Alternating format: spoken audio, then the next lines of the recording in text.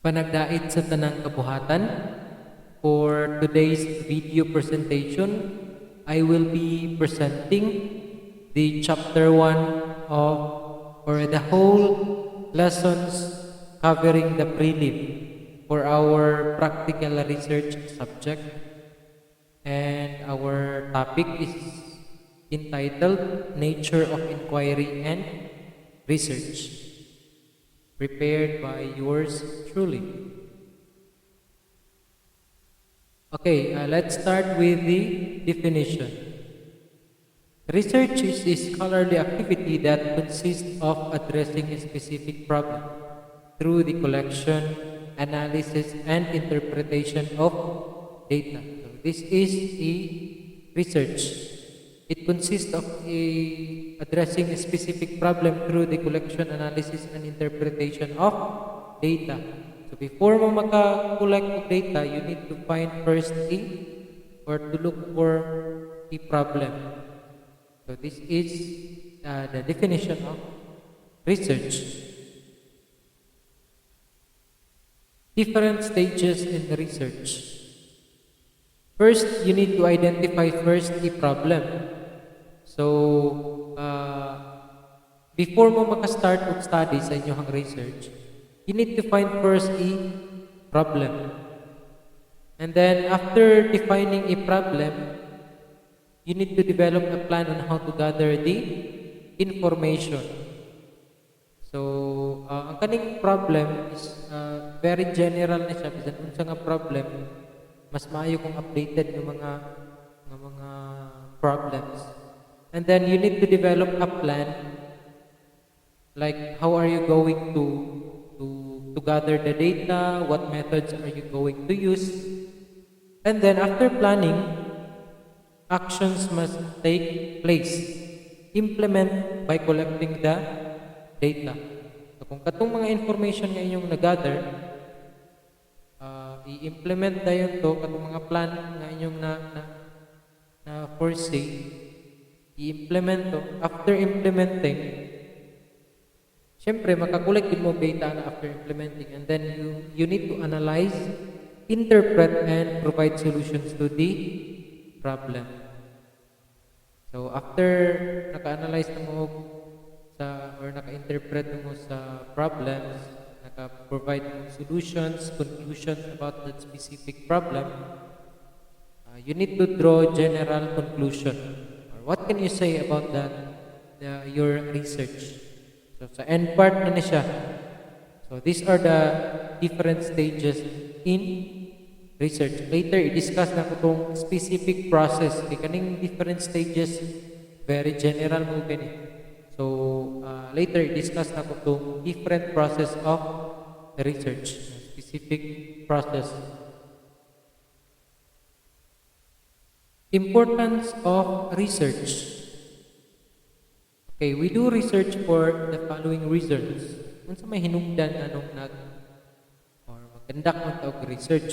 First, to solve a specific problem. Mamanggid ni pinaka-important sa research, to solve a specific problem. So kung walay problem, walay research. Okay? So you need to find first a specific, very specific problem. And then to improve the way people do things. Example, ang imong topic is the laziness of the students. Okay, mo na topic nimo. So dili pa na siya title, topic pa lang na. The laziness of the students.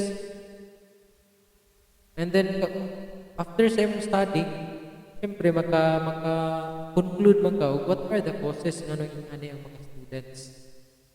So kung kinsa mo basa ato nga mga estudyante, siyempre ma-publish mo gina inyong research, mahimok man na siyang book. Kinsa to makabasa, it can help them to improve their way of life. Okay, that's one of the importance of research. Then, to test an existing theory, if it is true or not. Kaning mga theories manggod, dili pa man sila established facts. So there are research gihimo nila nga research to test an existing theory if it is true or not. Next, to discover something new that was not known before. So if you heard the news way back 2018 or 2019, I guess, na ato'y mga estudyante nga na-awardan tungod kay they discover something new by the use of their research. So usually or mostly ang discover something new ani kaning mga experimental research, mag-experiment man na sila o kanang mga or anything nga gusto nila i-experiment nga wala pa na discover. Okay. To learn more about a certain topic of interest. And last one is to complete our school program or a requirement. So kung wala ka nag-eskwela, wala ka tayo research. So para makagraduate ka, no? This is one of the school or program requirement. Paghimo og research kay di magkakagraduate ng college, masteral, doctoral kung walay research. So part gid siya sa school's requirement. Okay. Let's proceed to the characteristics, process, and ethics of research. We will start with characteristics. Okay, research characteristics. Empirical. It must be based on the experience or observation. The experience or observation must be intentionally done for the purposes of research. The empirical experience or observation. Kung identify ka og problem, ano pong mga problem nga na-experience or na-observe ninyo? Okay, that is empirical or mostly kaning empirical characteristics of research kay kanang sa mga applied research. May ma-experience man gina nila, ma-observe man gina nila ang real life scenario sa certain community. Systematic, it must follow a specific process and a specific set of guidelines and principles. So kato akong gi-explain ganina, katong different stages. Before mo maka-conclude or maka-draw o conclusion, dapat naasa mo'y problem. Okay, unsa may inyong i-draw nga conclusion kung wala mo'y na-identify nga problem. So, systematic, identify first the problem, then plan first before implementing, and then after implementing, collect, interpret, and analyze the data. And then afterwards, you can draw conclusions out of the data that you have collected. That is systematic. Credible. It must make the readers believe what was found in the research study. Para mas makatuuhan na imong research, your research needs to be factual. Para factual na imong research, dapat naapod na yung mga references, sources that is credible. Focus on one specific problem. It must be focused on a specific problem because the research is there to help us solve problems. So, specific problem, example, ang imuhang topic karon is ang gusto nimo studyhan or himo research is ang kaning sitwasyon nato karon kaning online class, no? The effects of online class sa mga students, or pwede po siya sa mga teachers. So dapat isa-isa lang, specific problem lang. Logical, it should be based on evidence that is convincing to the readers or listeners. Again, dapat na ay references and sources na imuhang research para ma-convince ang mga readers. And then critical, it must be based on careful evaluation of the data that we collect. So this is very important. Critical. Dapat careful ta sa pag-evaluate sa tuang data. Kung masibyat lang nagtasa, is especially ka ng mga experimental research system, you need to be very careful in collecting your data. Kay once masibyat na, maapektuhan ang inyong conclusions. Okay? Kay kung quantitative inyong ginagamit, it deals more on numbers. Sibyat na nag-analyze, sibyat na hangtod sa end. Okay, research process. Okay, kaya mo na siya ang pinaka-specific nga process. Kay ganina, stages naman to. Identify first a research topic. Kaning topic, very general na siya. Lahit ni siya sa katong title. Kaya kung title, dapat specific na ka. Example, lagi katong kung ang imong study or imong topic na gusto studyhan is kaning sa pandemic karon, online class, sa mga participants nimo, dito na naibutang sa title. Very specific, no? Identify a specific problem. Unsa may problema karon sa online class, diha na magawa sa specific problem. It's either mag-focus ka sa part or sa side sa student or sa side sa teacher. And then write down specific research questions. Kaning mga questions na imong isulat sa step 3, mansira nimo ni siya at the end sa imong research. And then conduct the literature review. Of course, dapat na review of related literature ang imong research. And dapat updated po na. Dapat 5 years ang gap. Atong mga 1990s na nga literature review, mas maayo kung updated na inyong himuon nga reference as review of related literature. And then step 5, plan your research study. How are you going to collect the data? What methods are you going to use? Plan. After planning, actions must take place. Implement your research study.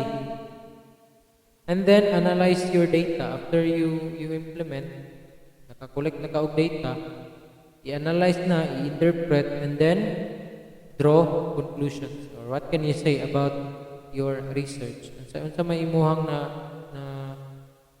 katunan or na realize after making your research. And then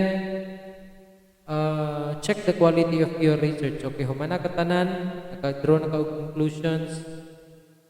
Before na nimo i-submit or i-pass sa inyong subject teacher na research teacher, you need to check first the quality of your research. Sakto ra ba? Kung wala ra ba nasipyat. So that is the process, research process. Next one is the research ethics. Voluntary participation. You must ask the people to voluntarily participate in your research study.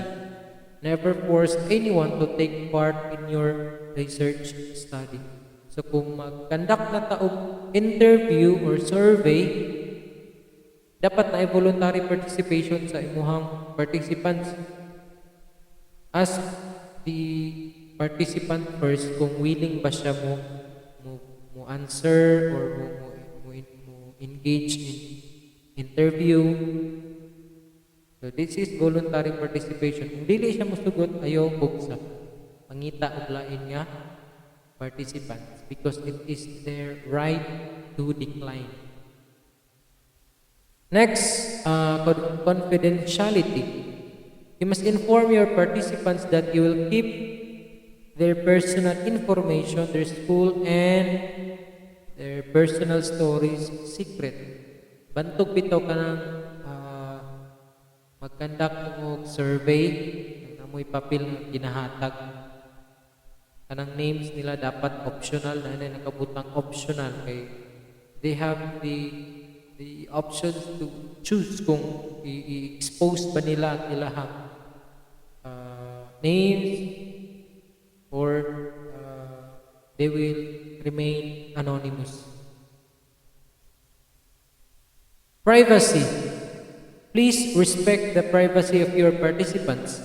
Work with them only in the place and at the time that fit well for them.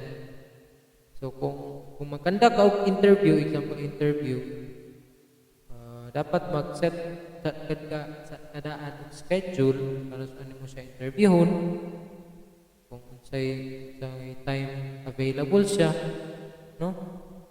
And then respect the privacy of your participants. Kung dili siya gusto, kay example, kung mag-interview mo, pwede man na ninyo videohon or i-record while nag interview mo.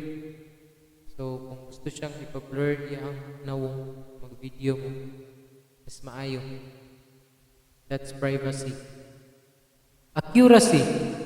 You owe to your research participants an accurate representation of their data. You must therefore be very good at recording the information that you receive. So kung unsa tong gipangsulti sa participants, i-answer sa participants, mo sa to imong i-analyze, i-interpret nga data. So dapat di ka magbuot-buot. Kung unsa yang answer, or pag dapat magawas sa inyong research. And then truth. As a researcher, you are bound to tell the truth that is relevant to your research topic. Never misinterpret your participants or the truth that came from the data. So kung mag-conduct na mo og research interview or survey, tell the participants first your purpose. Say purpose ni mo ning research, para makabalo sila sa ilahang ansiran nga sa interview or sa survey. So that is truth. Okay, let's proceed to the qualities of a good researcher. Curious. A good researcher is usually curious about why people do things a certain way, why certain problems exist. Dapat curious ta. So before ta maka-create og problems or topic or title, dapat curious ato sa isa ka butang. So unsay naa nga problem, anong kani nga problem nag-exist, that is being curious. Kaya kung dili pud ka curious, dili pud ka motivated ana imong research. Effective and efficient. A good researcher works in a way that will be easier and that does not take too much time for a research study to be completed. So you need to find a research problem, topic na mas easier sa inyo ha. Kanang dili ra kayo mo maglisod, especially if students pa mo, no? Kay ang research man go, there is only a limited time. Amo ginay time nga ihatag nga deadline. Kay taas pa man na siya nga process. So you need to find a problem nga mas dali ra sa inyo ha. And dili pud mo malisuran. That's being effective and efficient. Creative. A good researcher finds different ways to deal with different issues that may slow him down in his research process. So karon nga pandemya, namang gihapon tayo research subject. So how are you going to conduct your research nga dili ka madugay, even though mostly sa mga interview karon or survey are done online, no? So you need to be creative. How are you going to find ways na dili gihapon mo madugay even though online na ta karon? Honest. A good researcher is interested in telling the truth, not in using lies to complete a study. So you need to be honest for yourself, for the participants, and to the readers. Interested in improving life, a good researcher understands the human suffering and is interested in addressing the problems of humanity. So daghan na kinang research topic about poverty. And that's being that's a manifestation that you are interested in improving life. Meticulous. A good researcher pays attention to details to make sure that carelessness does not creep in and affect negatively his research study.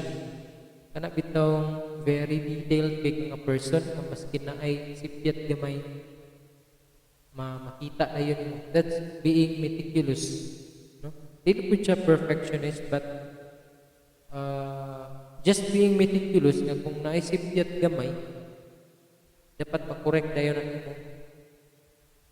Even the slightest details, little details, you need to pay attention kay kung masipyat di ka gamay, it can affect your whole research study. Systematic. A good researcher has a way to plan his research, implement the plan, and make sure the plan works. So, systematic ang pagka-researcher, you need to have a plan. How are you going to plan? How are you going to implement? And how are you going to make sure that the plan works even though, especially karon nga pandemic na ta, nagyapon tayo research, kung saan man nimo pagplano nga dili ka madugay sa imong research. That's being systematic. Okay, the qualitative and quantitative research. What is the difference between qualitative and quantitative? Qualitative deals with descriptions, and data can be observed but not measured. Subjective and quality. So, kung yung tawag qualitative, descriptions, more on descriptions siya.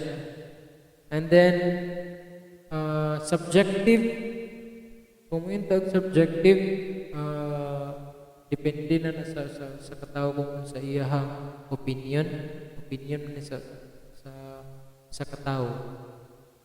What is true to me might not be true to you. That is subjective. Eh, kung na-experience na sa usa ka person, basin wala na na-experience ani nga person, so tinuod to sa iya, pero sa isa ka tao dili. And then quantitative deals with numbers. So kung ang qualitative descriptions, more descriptions, and quantitative is numbers and data which can be measured, and objective. Kung mo yun objective, what is true to you must also be true to me. Objective, factual. And then quantity. Okay, I'll explain this by showing you a painting.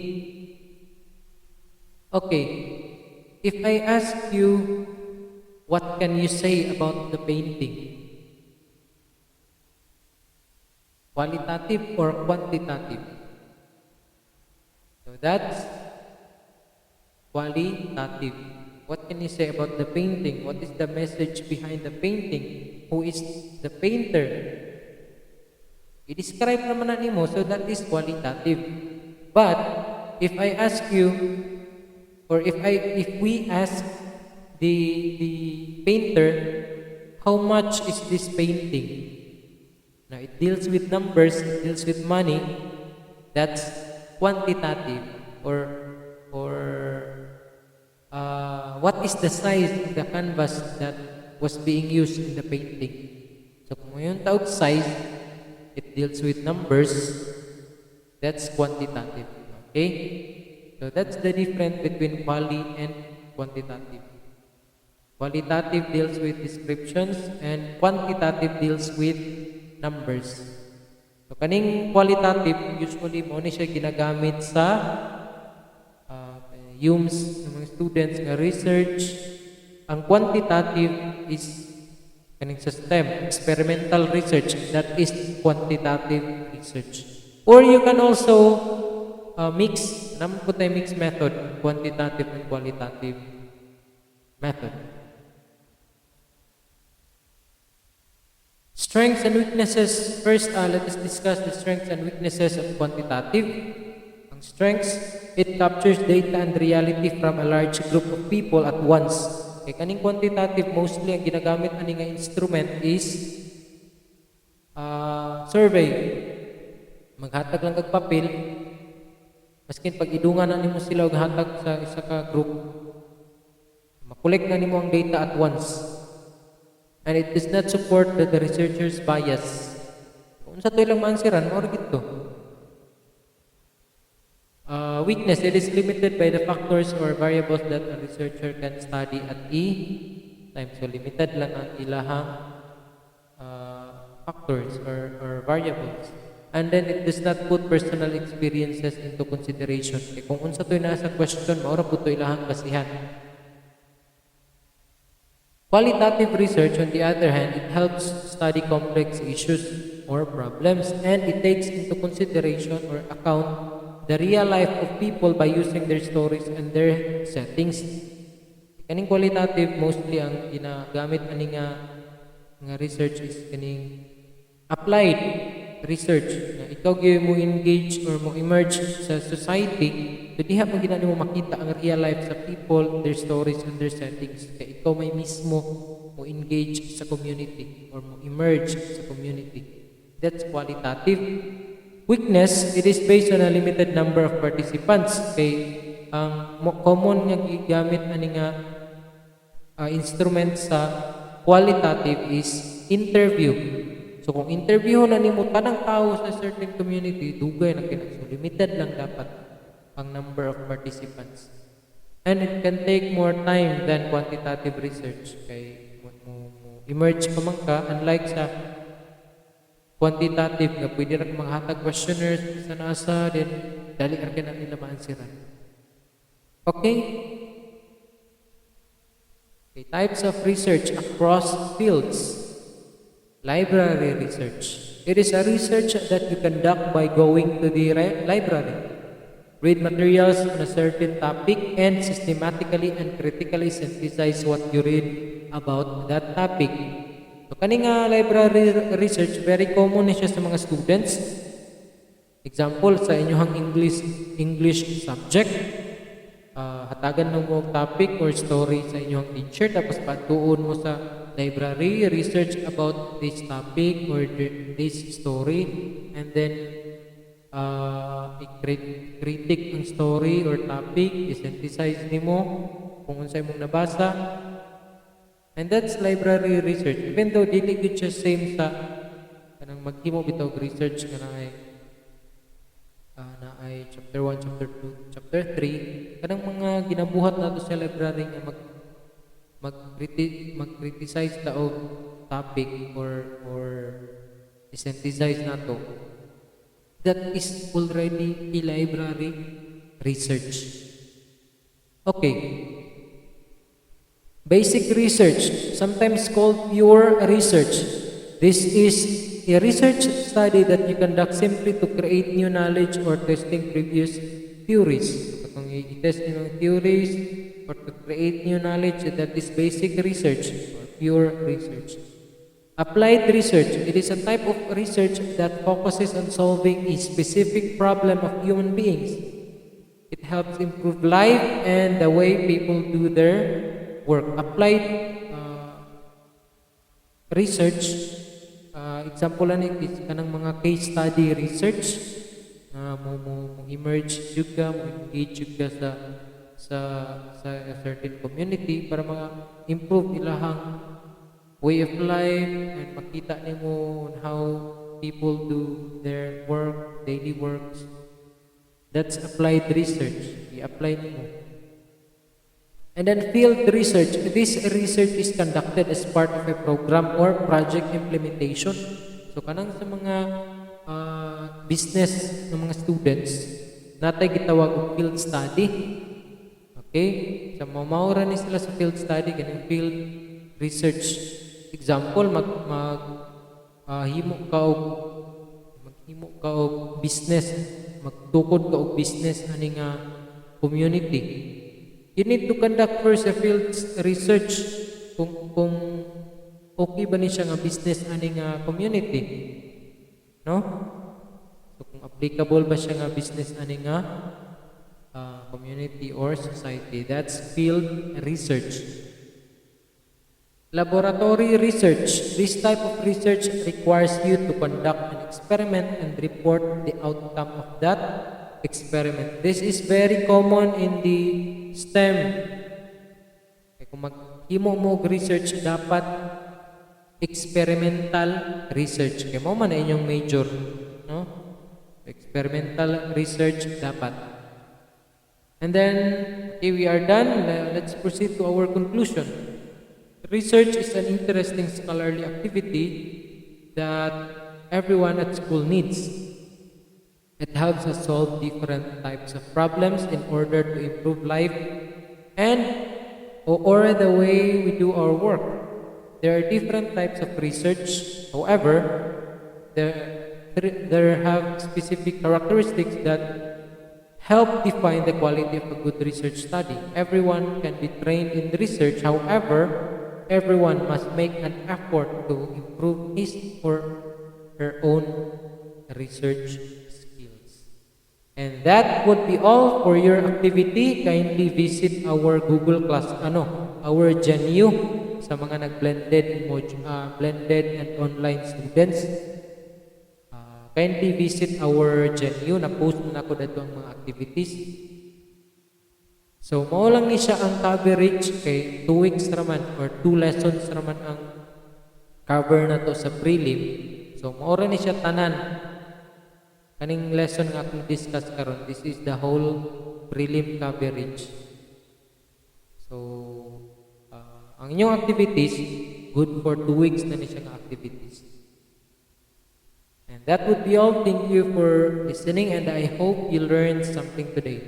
See you next week for another video presentation.